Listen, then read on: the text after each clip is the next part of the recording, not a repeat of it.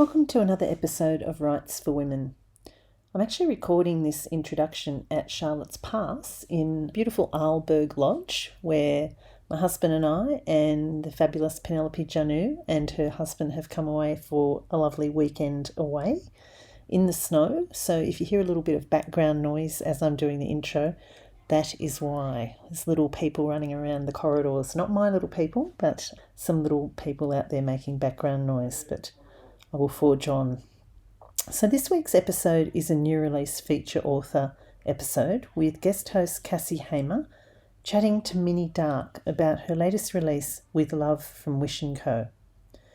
Minnie is the author of 3 commercial fiction novels, The Lost Love Song, Star-Crossed, and With Love from Wish & Co. It sounds like a fabulous book after listening to Cassie chat with Minnie about it.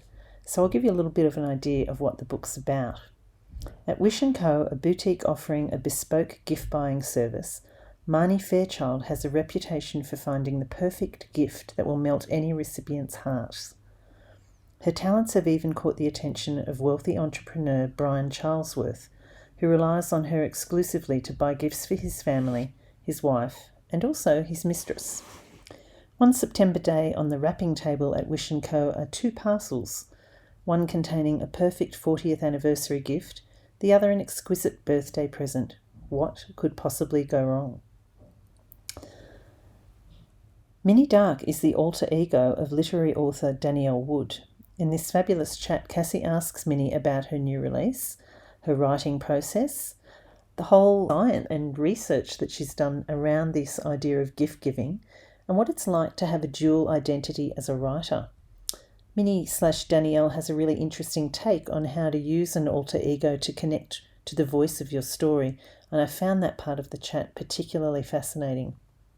It's great to have Cassie Hamer back on the Convo Couch at Rights for Women. Cassie is the author of 3 women's fiction titles, After the Party, The End of Cuthbert Close, and The Truth About Faking It. She's been a previous guest host on the podcast when she talked to Megan Albany about her novel, The Very Last List of Vivian Walker.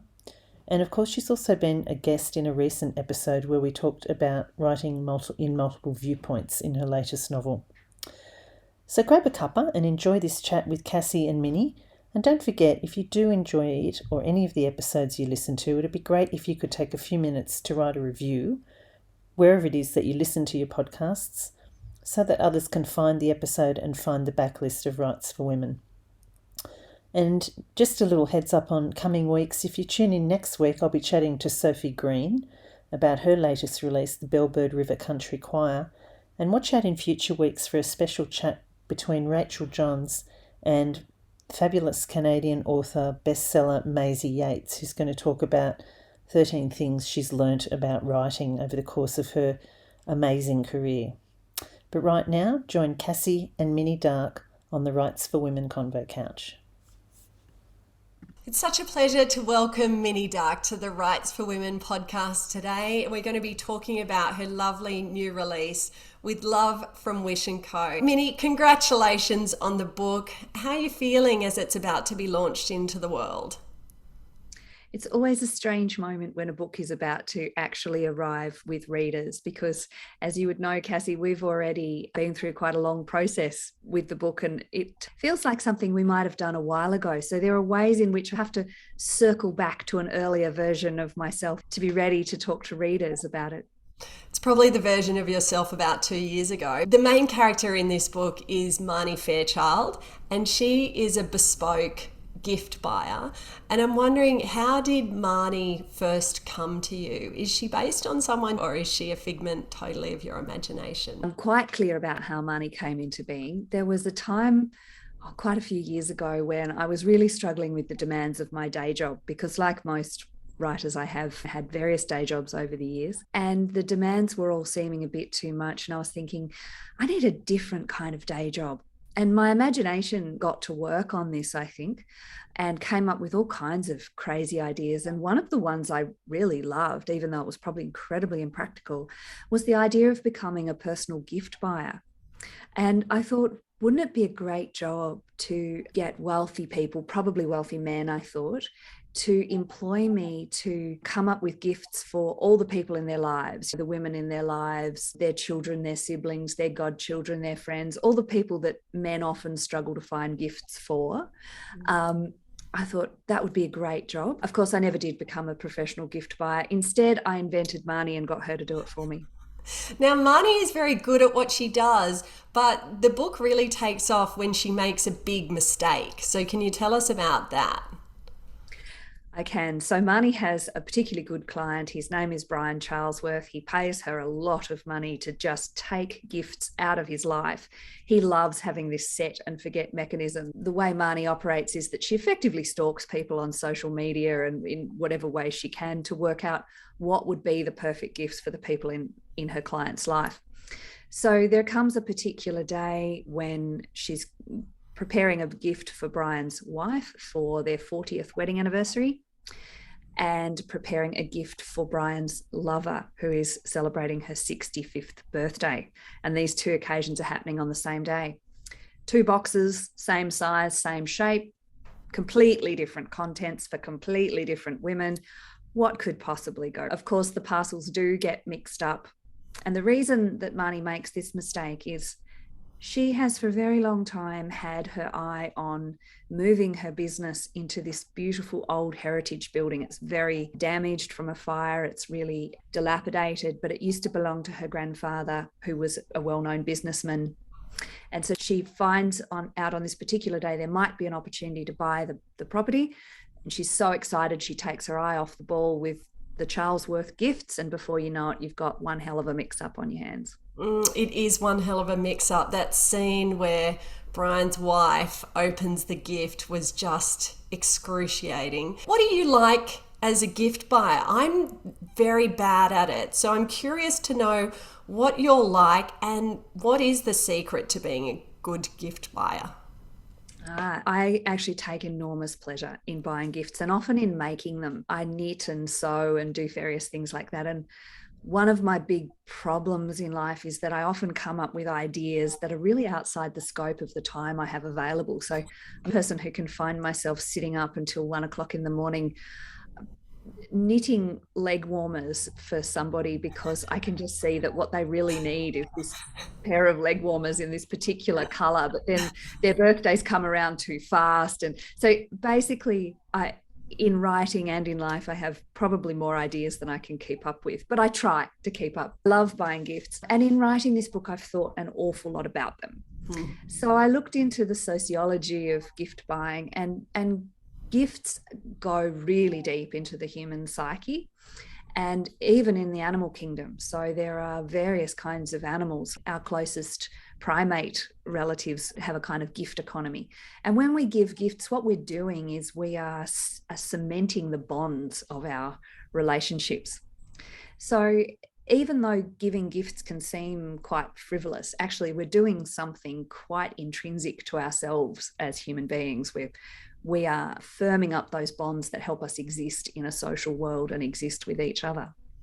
Marnie does take her job very seriously and she's very good at it. And yeah, it's for her, it's not just about buying something, it's about buying the perfect something. And there's a lovely line in the book when she talks about her philosophy of buying the perfect book, which now I'm not going to be able to find because I unfolded the page. But basically it was along the lines of that when you get it wrong and you don't get someone the right gift, you wonder who they're seeing. And so I think she's getting at the point that a gift is about making someone feel seen and acknowledged and appreciated as an individual.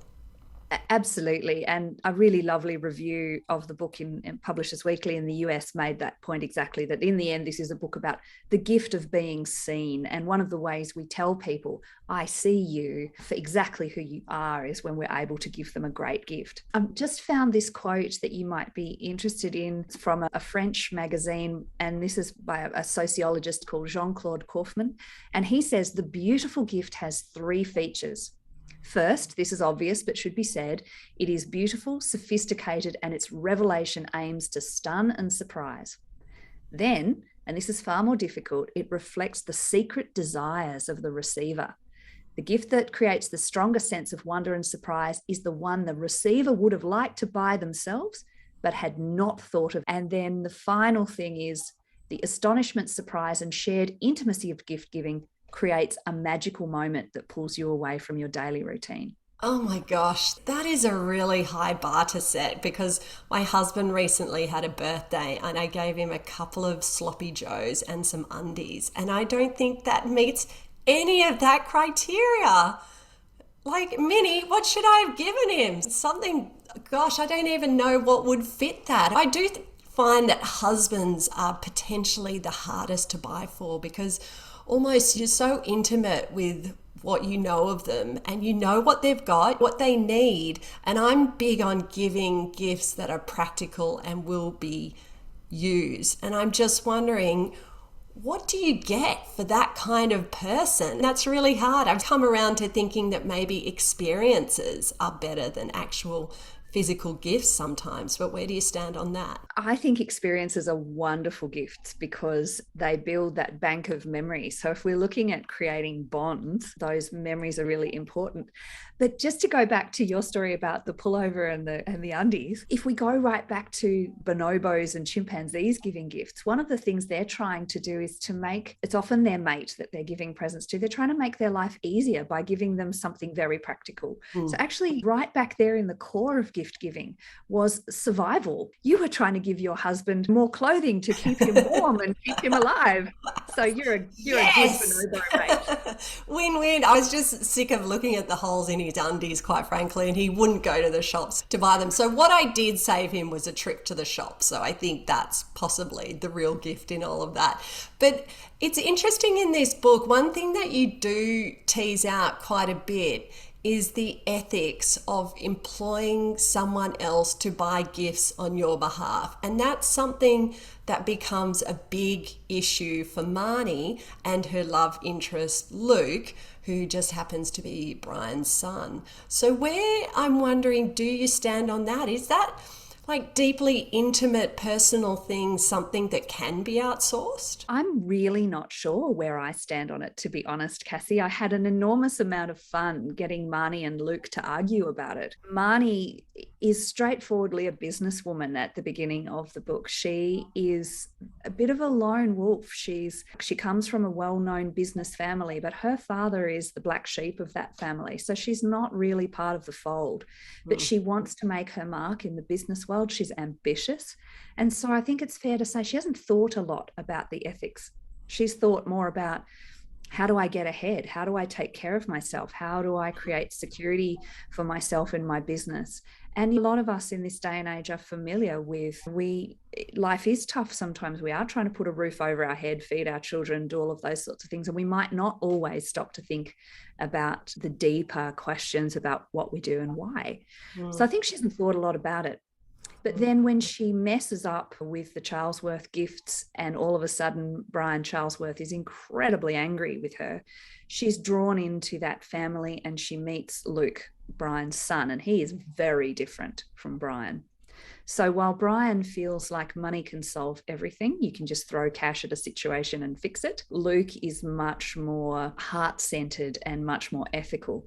So he really takes Marnie to task. And in that way, he's a little bit of a Mr. Knightley, if we're thinking about the relationship between Knightley and Emma in Jane Austen's novel. I always thought of him as a bit of a Knightley. He holds her to account. And I think sometimes he's a bit harsh, actually. Yeah, he can afford to hold her to account. That's the thing. He comes from money. She doesn't. So you can afford to have all the ethics in the world when you've got that stack of cash and dad's cash sitting behind you. That's exactly right. So he doesn't ask his dad for help, but he could at any time. She doesn't have a dad to ask for help. They're quite different. They're coming from different points of view on that, but it was a lot of fun getting them to tussle that one out.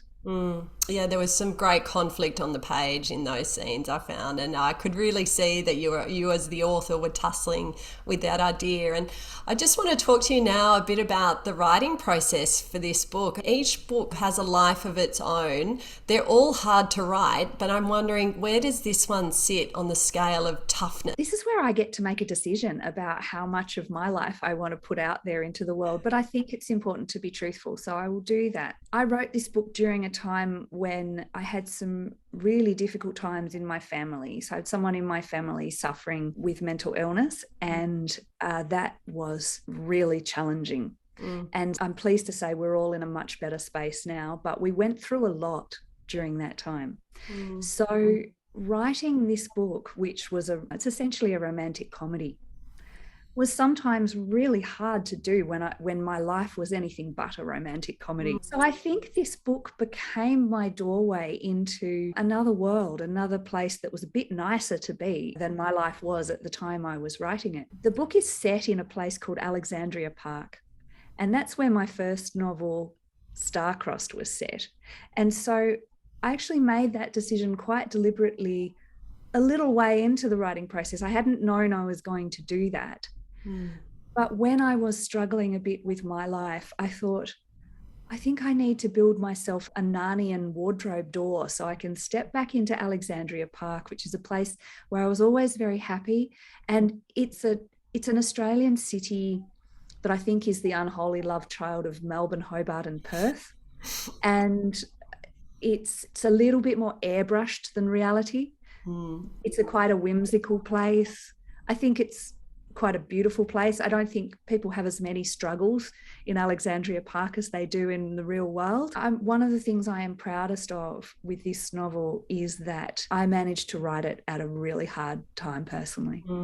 That is no mean feat, and I know that writers face different issues at different times, and one of the common challenges over the last couple of years has just been COVID, and writers saying that it's very hard to get into that whimsical rom-com headspace when things are so difficult. Did you develop any particular strategies for being able to do that? For me, it was during lockdown and homeschooling kids, it was just easing the rules on myself and saying, okay, well, you can't write 2,000 words a day, but maybe you can write 1,000, and they might be crap, but that's 1,000 words further along in the process. And so I just eased the pressure on myself. And did you have any tactics for trying to manage both your personal and your writing life at that time? I'm really lucky, Cassie, to have a beautiful home. So we have a little bit of land, and I've got a writing studio in the backyard.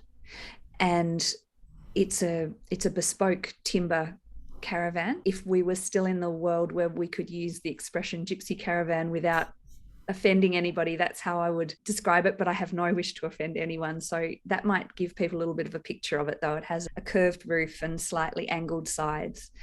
And so I just had to make the decision that I wouldn't try to write at the kitchen table. I wouldn't try to write at my desk in the house. I would just go up to the caravan, open the door, go inside and shut it. And when I was on the other side of that door, I was in Alexandria Park. I had to create that kind of physical distance between my real life and my imaginative life.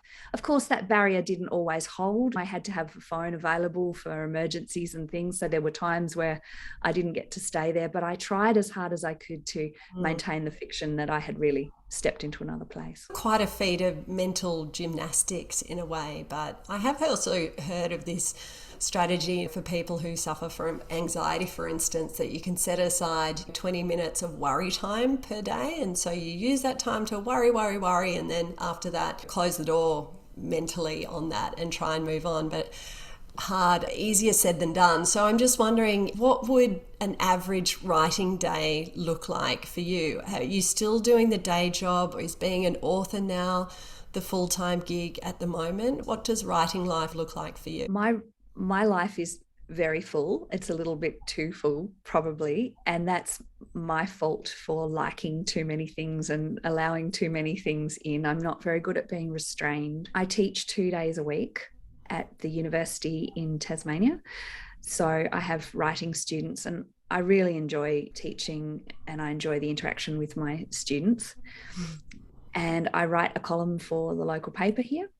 So that's a nice thing to do as well. It enables me to stay in touch with my community here and write about issues that are important here in my home. And then there's my writing novels. And then there's this other job that you would be familiar with, Cassie, which is the job of being a writer. And I'm not always so good at remembering to leave time for that. I'm the sort of person who I'll drive somewhere and I'll get there on time, but I won't have left time to park the car. I'm a little bit like that with writing. I leave time to write the book, and then I'm a little bit surprised by all the other things around the edges of that need to be done.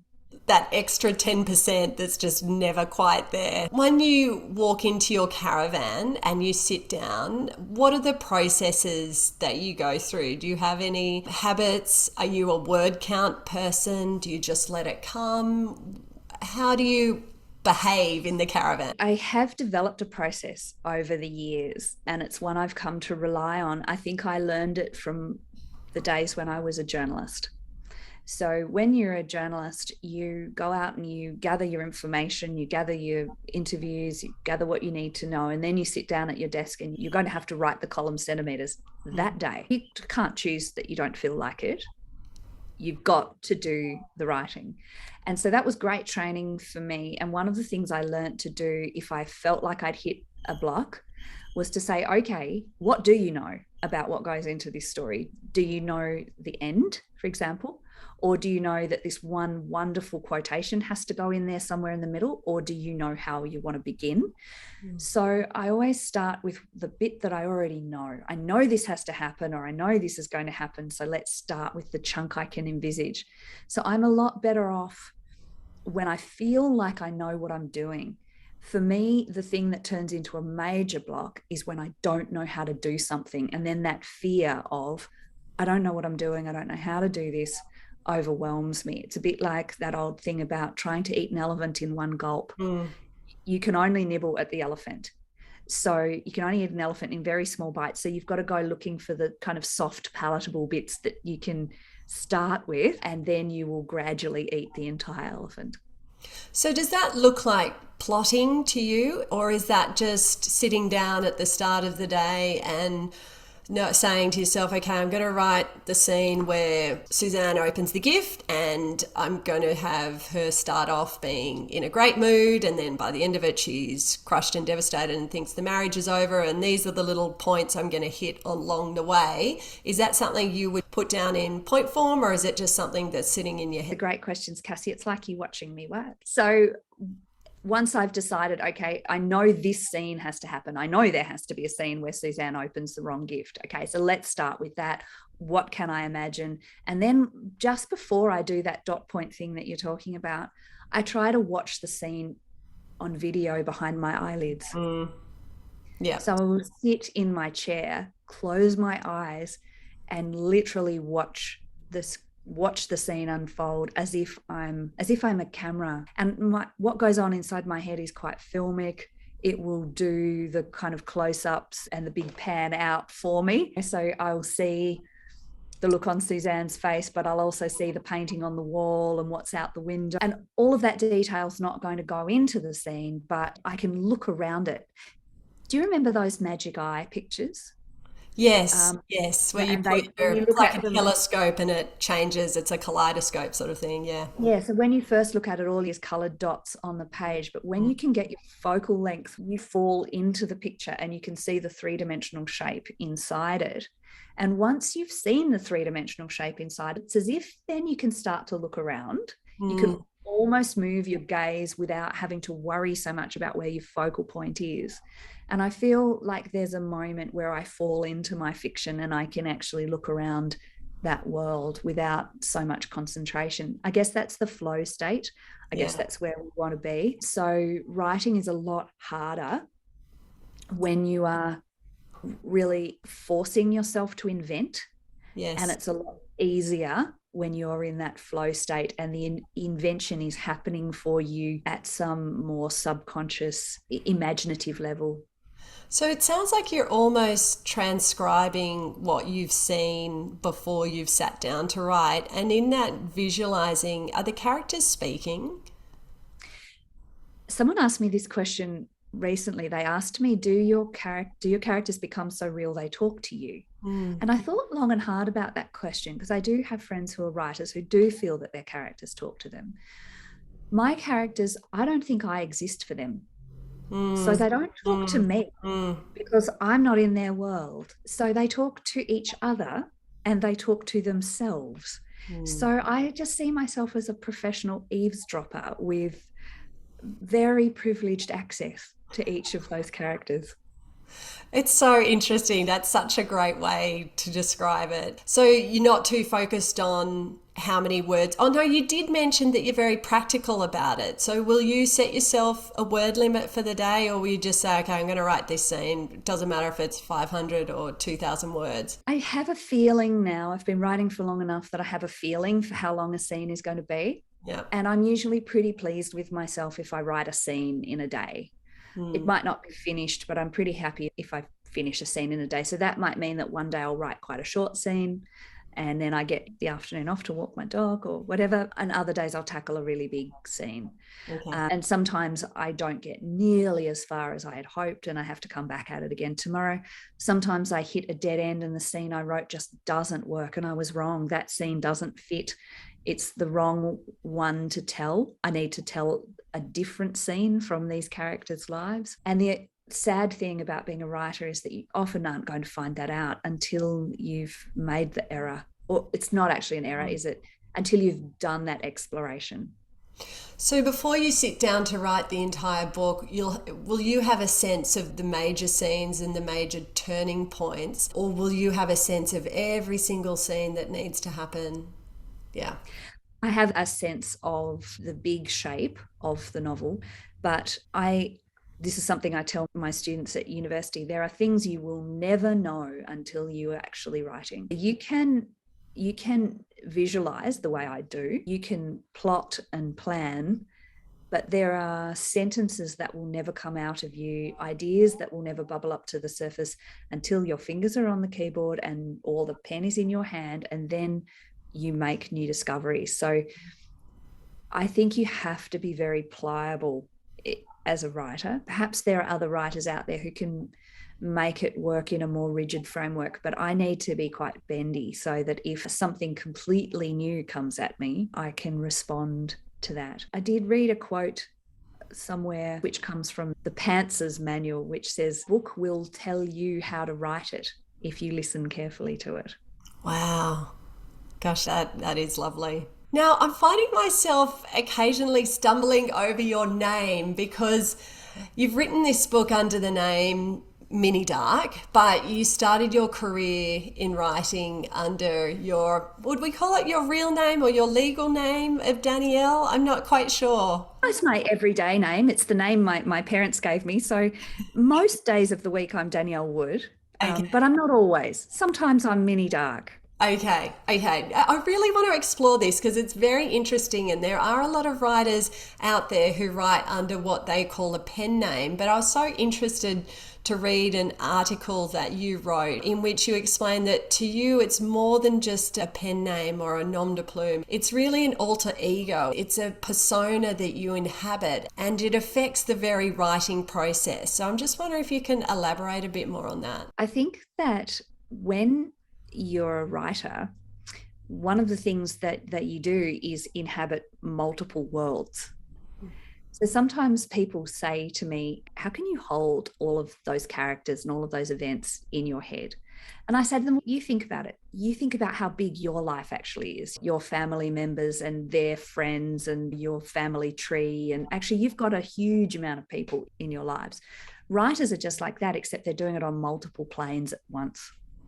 So the human brain is amazing and there's room for plenty of stuff in there. I feel like I occupy this reality as Danielle Wood, and often the novels that I write as Danielle Wood are more set in this reality. But when I knew I wanted to write a romantic comedy, I knew that something quite different was required. So the books that I write as Danielle Wood, they can be a little bit dark, they can be a little bit sinister. The happy endings are certainly not guaranteed. So if someone who liked Danielle's books was to pick up a Minnie Darke book, they might be horribly disappointed But likewise, somebody who likes Minnie Darke books might pick up a Danielle Wood book and just be really disappointed and confused. There is a way in which it's a kind of branding. I remember reading somewhere that someone said that writers and publishers really like, readers and publishers really like writers to do what's previously advertised on the tin. They want to know what kind of experience they're buying when they buy your book. So having a distinct Danielle Wood and Minnie Darke means that readers do know what they're getting when they pick up the book. But in terms of my process and in terms of my lived reality, I do spend quite a lot of time being Minnie Darke. So here's some thinking I've done about that. When you read a novel and it's told in the first person, you're very clear about who that first person narrator is most of the time, and often they are somebody in the world of the story. However, when you read a book that's written in the third person, it's often told by some kind of entity that is outside the book. But that character we might call the narrator. Is the narrator the writer? Or does the narrator exist in some other kind of space? Is the narrator someone else created by the writer? So really, the first character that you invent when you start writing any book is that narrator, is that narrative voice. And so what I've chosen to do with Minnie Darke is to give that narrator really solid presence, actually really create that narrator. Her name is Minnie Darke. So when I started writing Star-Crossed, the first character I invented in the Star-Crossed universe was Minnie herself. And you're so specific about who Minnie is versus who Danielle is. Tell me a little bit about who Minnie is and how you see her. What is her life? I spoke a little earlier about how life in Alexandria Park is just a little more airbrushed than life in reality. So Danielle has 3 children and 2 dogs and 2 cats and alpacas and bees and a lot to worry about. She has to pay the bills. She has to take the dog to the vet to get their teeth cleaned. She has to cook, clean, fold laundry. I don't think Minnie does any of it. She has no children. If she has pets, they never get sick. Her life is much easier. Her life is much more airbrushed. Her life is not gritty. Her life is a little bit smoother. This is not to say that there aren't big feelings in her life, but there's just not that nitty gritty struggle. Yeah, she's a little more upbeat. She's a little more cheerful. She's a little bit more mischievous. She's lighter of heart. She's funnier. Oh, don't we all want to be Minnie? Not that Danielle's bad. Minnie is just lovely. And I said to you before we started recording how much, exactly what you were saying, that Alexandria Park is just a lovely world to inhabit. And that was certainly the experience I had in reading it. But I also was interested in what you said about branding and about readers getting what's advertised on the cover. And I've read books by you, both as Danielle and as Minnie, and loved them both equally, but appreciated that they delivered very different things. And I think your work as Danielle Wood, you've written fiction and non-fiction. The fiction, I suppose we would classify as literary, and the books that you're now writing would fall into the category of commercial. What are your thoughts about what is a literary book versus what is a commercial book? Because this is something that a lot of writers struggle to define for themselves and understand what it is that they're writing. So how do you classify it in your head? Okay, I'm going to come at that question a little bit sideways. I'm going to say that there exists a snobbery around literary fiction versus commercial fiction, and I'm not very interested in that snobbery. I think that there is a distinction, but I'm not all that interested in making that into a hierarchy. I think that when we go and see films, we accept that some days we might be in the mood for a French art house film with subtitles, and the next time we might want to go and see Top Gun Maverick. I think we allow ourselves to be much more omnivorous in the films that we view than we are in the fiction that we consume. When I was a teenager, I was reading Jane Austen. I I love to read play scripts. I would read things like Tennessee Williams plays just for fun. I read 1984 in 1984 when I was only 12. But at the same time, I had a deep love for those romance novels that were aimed at teenagers. They were called Sweet Dreams books. Mm-hmm. I loved them. And I used to read them in a couple of hours.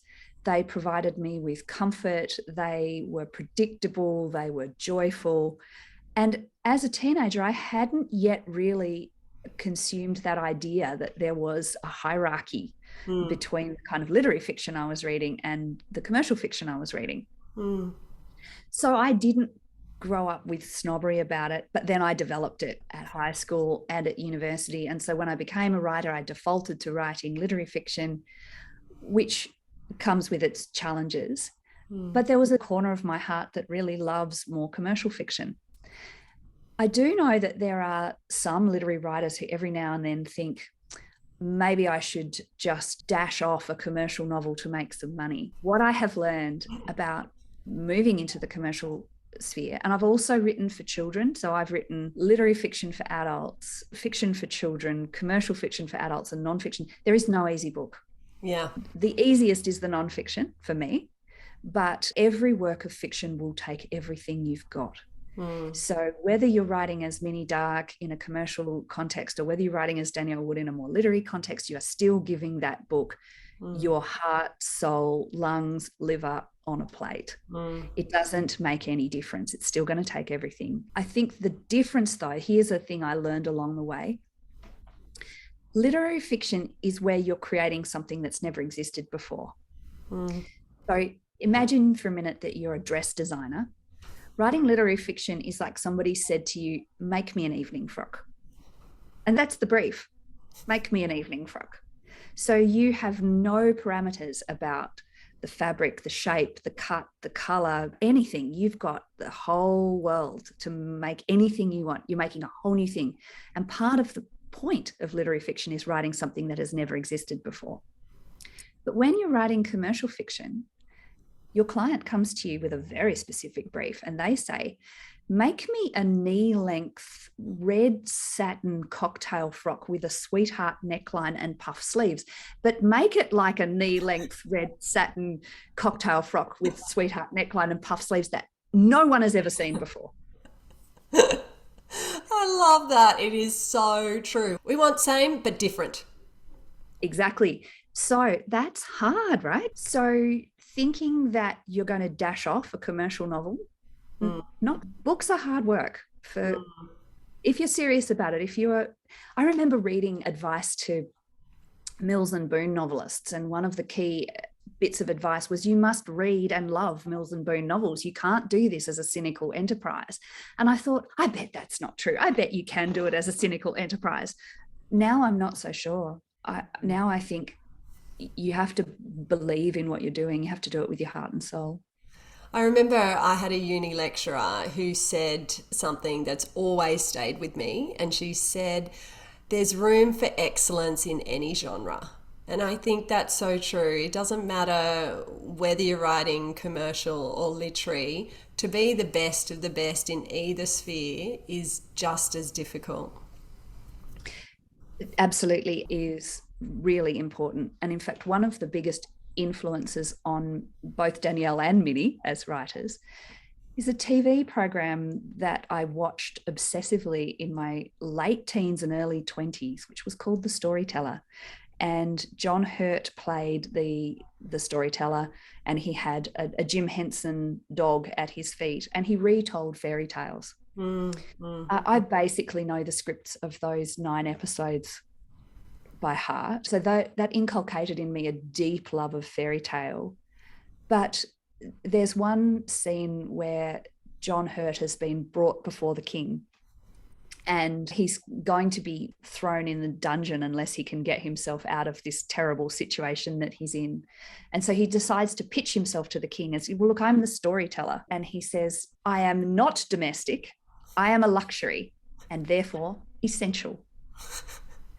And the storyteller is essential in our world. And we saw that during COVID.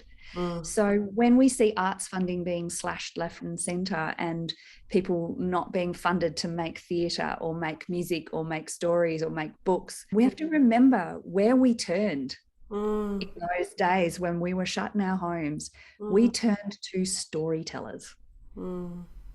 Yeah, and it's across cultures too, isn't it? It's such a verbal storytelling is such a huge element of First Nations culture. You're a writer who wants to be versatile and you want to work across genres and flex muscles in different areas. And one thing that's quite incredible with your commercial fiction work is that you often work with quite a large cast of characters. And in this one, we've got Marnie and Brian and Suzanne and Leona and Luke that I can remember. There may be even more than that. How do you functionally juggle that many characters? Are you conscious of giving each one a very different voice, or are you coming back to the idea that as the sort of narrator or perceiver of the story as Minnie Darke, there's a certain consistency to those voices even when we're changing characters? Does that make sense? I don't know if that question makes any sense at all, but we'll see. I am aware of making sure that there is balance between the different storylines, but it can be okay for there to be major plots and minor plots and for some to have a little bit of time in the distance. But even those minor plots, those characters need to be fully fleshed out. So I think actually something I really love doing as a writer, I really love creating characters. And that just boils straight down to the fact that I love observing human beings. Human beings are endlessly fascinating to me. And you know that just about anyone that you meet, if you had time with them to peel back their layers, you would find out so much interesting stuff. People are amazing. And characters are a version of people. And so you create them and then you start to peel back their layers and you find out more and more about them. So I think that an important way to do justice to your characters is to do that work even with the minor characters, to give them three-dimensionality. So I hope that comes across on the page, that I care about even the most minor characters that I bring in. This is not quite in relation to your question, but just a slight tangent. I also try really hard not to throw my characters under a bus. One of the things that I love about writing romance is you actually don't need a villain. There doesn't actually have to be a villain in romance. The obstacle or the antagonist in the story is often something internal. It's often choices that you have to make, where you have to make a choice between the heart and the head, or you have a choice between an obligation and a desire. So those obligations are internal, or those obstacles are internal. And the way people interact isn't out of that black and white, good and evil. Everybody's just doing their best in a complicated, muddy world. And sometimes people make poor choices. And sometimes people make choices for reasons that make sense only to them. So I try to be really generous to my characters. So even though in With Love from Wish & Co. there is a wife and a lover, I seriously hope I have not thrown either one of them under the bus. No, you certainly haven't. I had respect for all parties concerned by the end of the book, but it's quite a challenge to just hold so many balls in the air when you're writing a book, and to create fully fleshed characters with a substantial cast is very challenging. And so what are the things that you start with your character? Is it their name, age, stage, or is it a lot deeper than that, and their motivation, and what are their wounds, what are their backstories, what are their desires? Or is it more basic? What's their favorite color? What do they like to drink? What sort of things do they wear? I am really not sure how to answer that question, Cassie. I can only tell you that if I got into a lift and I was standing there next to a man in a t-shirt with a pair of shorts and holding a briefcase with a baseball cap on, I would be narrativizing him by the fourth floor. I would have started to wonder, what's in the briefcase, and why that baseball cap? Does he actually go for that team, or did someone give that to him? And why does he have mismatched socks? And what is that look on his face? What's he thinking about? So I think if you apply curiosity to anyone, answers will suggest themselves. So do you keep notes on those sorts of things, observations that you make in real life, or do the good ideas just stick in your head? I wish I was better at that. I have little notebooks scattered everywhere, and I try to make sure I always have one with me. The amount of times that I have an idea and I have no notebook handy is just ridiculous. Because it's usually when you're in the shower. That's when it always happens to me. I'm in the shower. I'm sure there's waterproof notebooks out there, but I'm yet to invest in. My mum bought one for me. Is she a good gift giver? Maybe she and I need to talk. She can give me one as a gift. My mum is the person to whom With Love from Wish & Co is dedicated. And that's because there is an awful lot of her in this book. And I think that there were a lot of times where when I was writing this book, I thought, oh, Mum will enjoy that, or I'll just put this little detail in for Mum. So I did a lot of this for her, and there are some aspects of her character that are just directly thieved. So when she was a little girl, she went to a birthday party, and her mother, my grandmother, put the present that she'd wrapped for the birthday girl down on the birthday table. And my mother looked at this present and realized the wrapping paper was not up to scratch. The sticky tape was visible. The ribbon wasn't nice. And so my mother, at a very young age, decided to sack my grandmother as the present wrapper and take over. And she actually did this in a range of areas. She also took over ironing her clothes from her mother. Oh my gosh, you're giving me so many ideas to how I should do things so shoddily as a mother that my kids just take over. Brilliant. Genius. So my mother can be very meticulous. And in fact, we're having a little soiree event to celebrate the launch of Wish & Co. at a property in Hobart that's at 121 Harrington Street.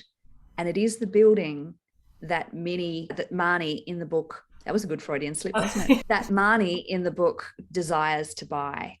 So this property is one of the oldest weatherboard buildings in Hobart. It was featured on Renovations Australia. So you can actually go back through the archives and watch that documentary. If you have a look on my feed, you'll also see pictures of 121 Harrington Street. So that's the building that Marnie lusts after in the book, but it really exists.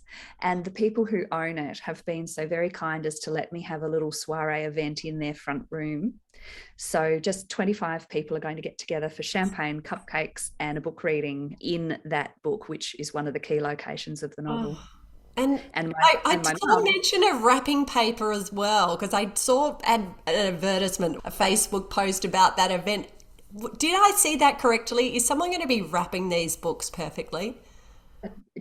Yes, my mother.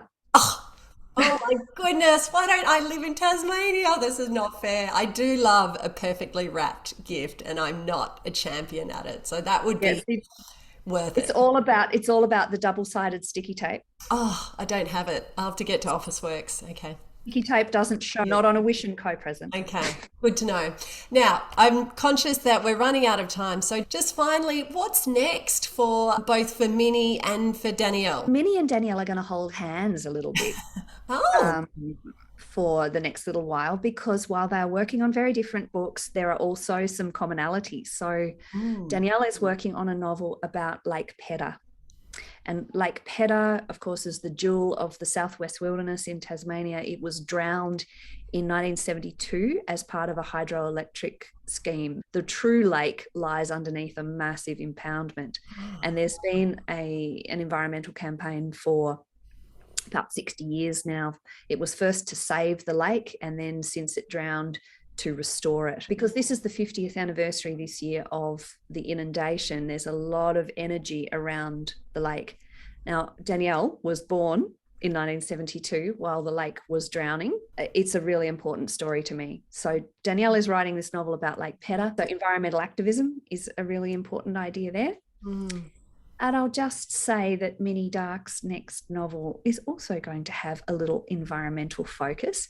And if one was an observant reader and one focused on the character of Ivy in With Love from Wish & Co. and what Ivy is up to, you might actually find the seed, the germ of Minnie Darke's next novel. Oh, I'm going to go back and look. I did love Ivy. She was cool. Like, she was cool in a way that I know I'd never be cool. So I did appreciate her. Anyway, it's been so fun, Danielle, to speak to you. Congratulations again on this book. It was just an utter delight to read, and I hope it goes really well.